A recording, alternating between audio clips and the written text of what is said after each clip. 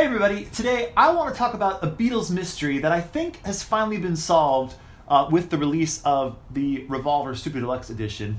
But what it is mystery of the song She Said, She Said from the Revolver album.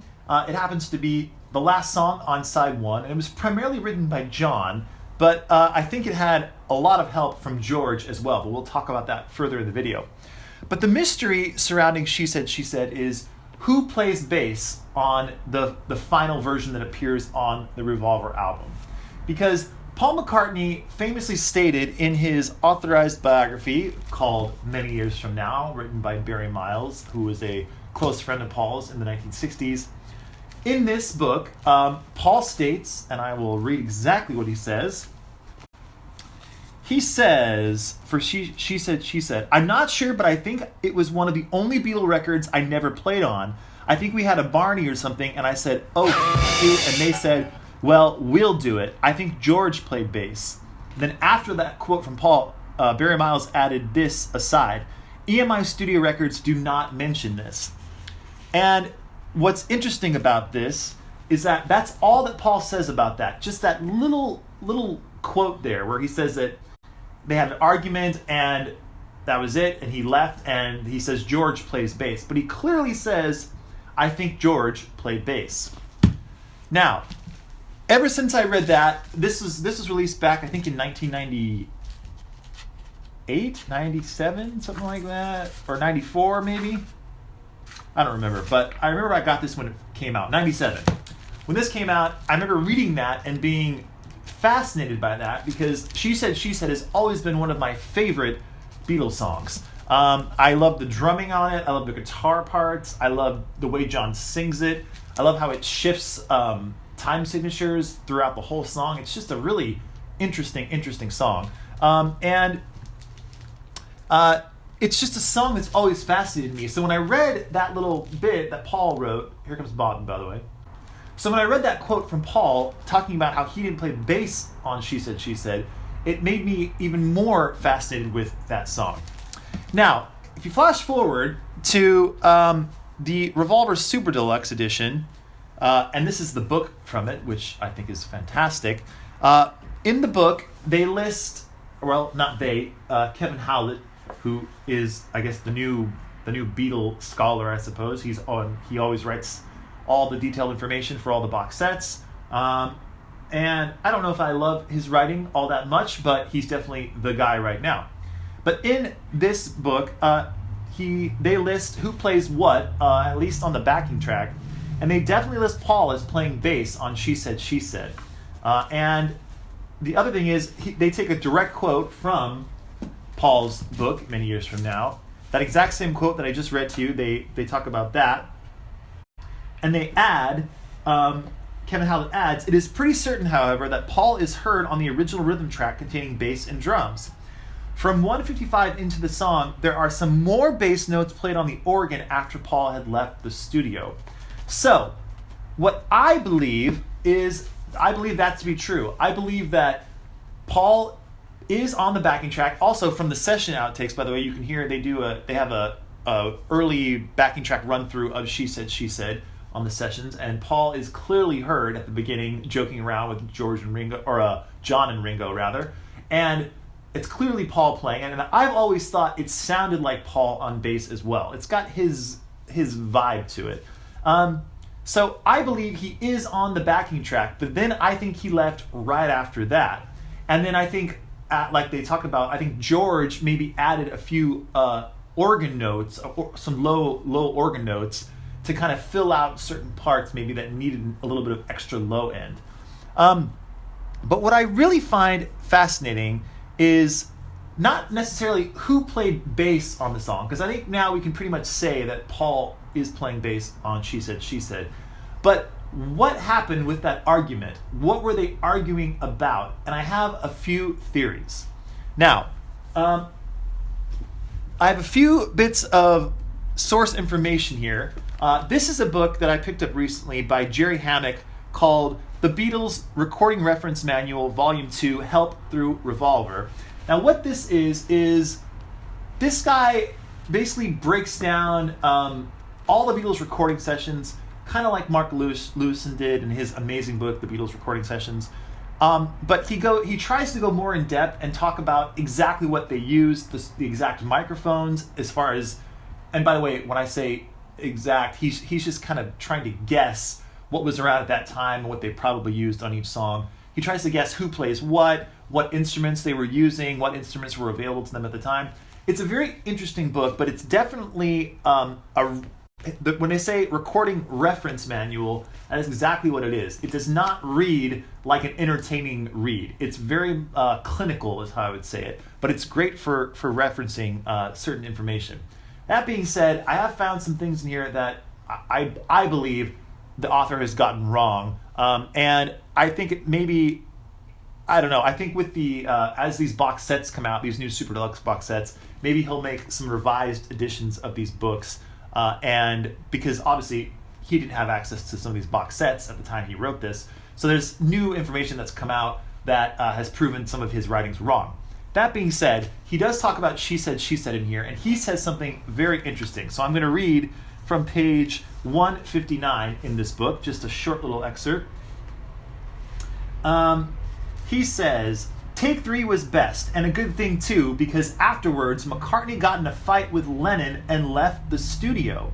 Before the ruckus, 6 more takes of the backing track were attempted, noted as takes 7 through 9 and 15 through 17. So let me read that again as far as what I think is the most interesting line from this quote he's talking about here. It's a good thing, take 3 was the best, and it's a good thing too because afterwards McCartney got in a fight with Lennon and left the studio. Now what I think is interesting about this is how does he know that Paul got in a fight with John specifically about this? I've never heard that referenced anywhere else in any other books or in any of the sessions that are available from She Said. And I just find it interesting that he pinpoints that it was a fight between Paul and John. And Paul himself, in his book, Many Years From Now, he doesn't even reference that it was a fight between him and John. Which is also interesting. Paul literally just says, we'd had a Barney and or something, and that's all he says. He doesn't mention any names or anything like that, which is very much like Paul. He's not going to throw anyone under the bus. And the Beatles were very much like that, where they had their infighting, but they didn't really talk about it to outside sources or try to reveal too much about their inner circle.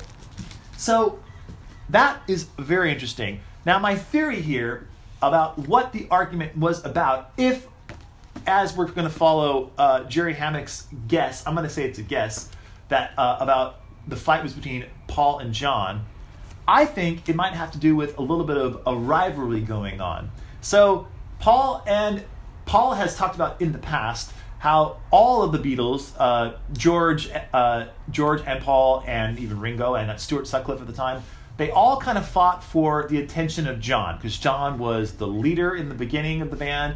He was older, and they all looked up to him, and they all wanted to be close to him, and they wanted his approval in the beginning. So that is a stated fact from Paul. Now, the very interesting thing about She Said, where this might rub Paul the wrong way a little bit, in the Beatles Anthology, which is an amazing book as well, and I recommend it to anyone who doesn't already have it. This is a book written by the Beatles themselves. Fantastic photos, great information in here. George says, in a very early part of the book, by the way, on page 97, if you're following along with your own, George is talking about early songwriting, and he specifically talks about writing with John. And he says, I was at his house one day. This is in the mid '60s, and he was struggling with some tunes. He had loads of bits, maybe 3 songs that were unfinished, and I made suggestions and helped him to work them together so that they became one finished song. She Said. The middle part of that record is a different song. She said, I know what it's like to be dead, and I said, oh no, you're wrong. Then it goes into the other one, When I Was a Boy. That was a real weld. So I did things like that. So, interesting right there. So George basically is stating that he helped John with the formation of She Said, She Said. Almost co-wrote the song, really, if you think about it, helping him put those 3 unfinished songs together into one finished product. The other interesting thing is that She Said was the last song recorded for Revolver. So they were in a bit of a crunch to finish the album because they had to go overseas on tour. That's when they went to Germany and then the Philippines. So they had to get and Japan as well. They had to get the album finished by a certain point, and they were already going overtime.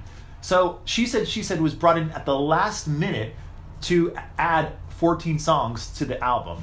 So they were already under a crunch, already under some stress, and the idea that John is bringing in this song that he worked on with George, I'm sure rubbed Paul the wrong way. And I'm sure Paul's feelings were maybe hurt that John didn't go to Paul with this song. So that right there would cause some friction, I would guess. Now this is just a theory, between Paul and John in the studio.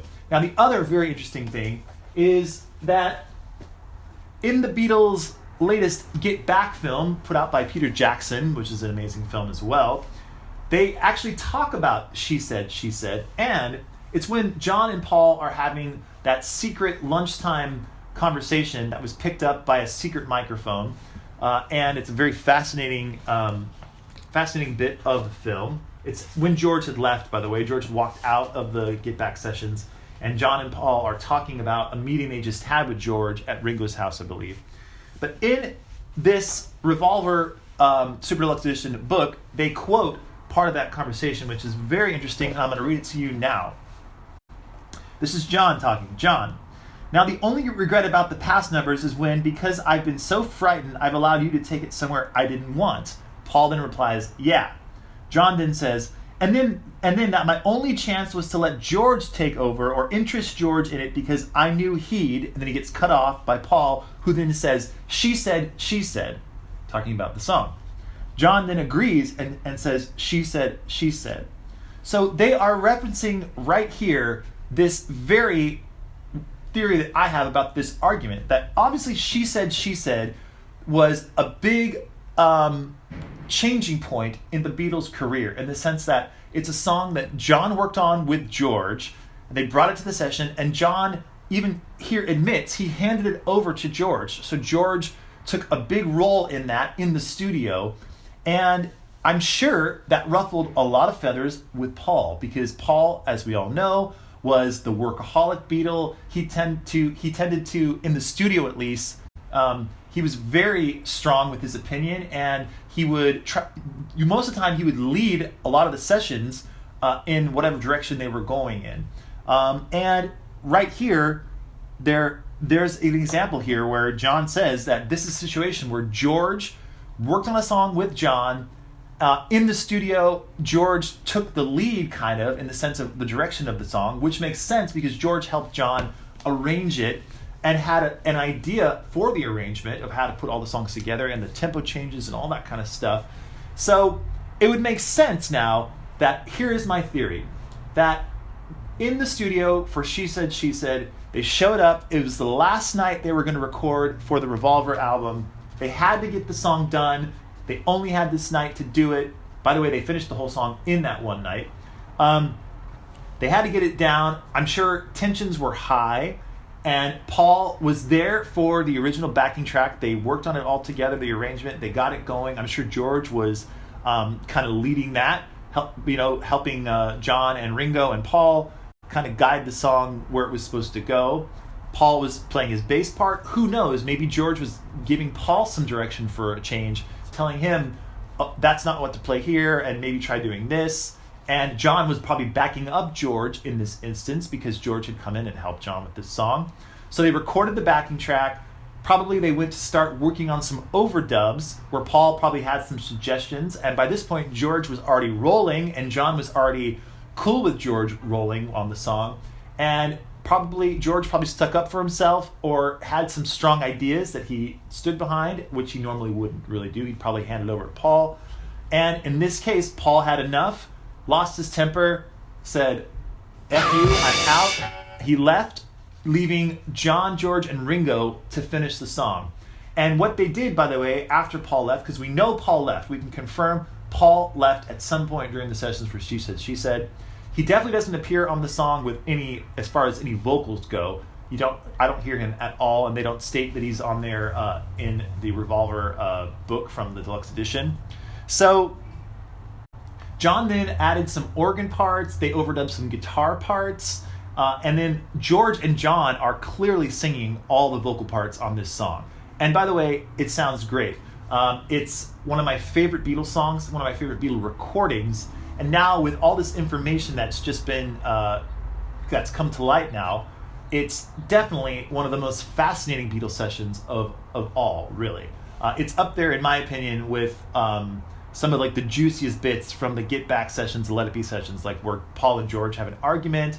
And I guess anytime the Beatles argue, it's always interesting, right? Because the Beatles' image has always been of these four best friends having the best time of their life, and everything is just going smoothly. And I think most of the time that really was true.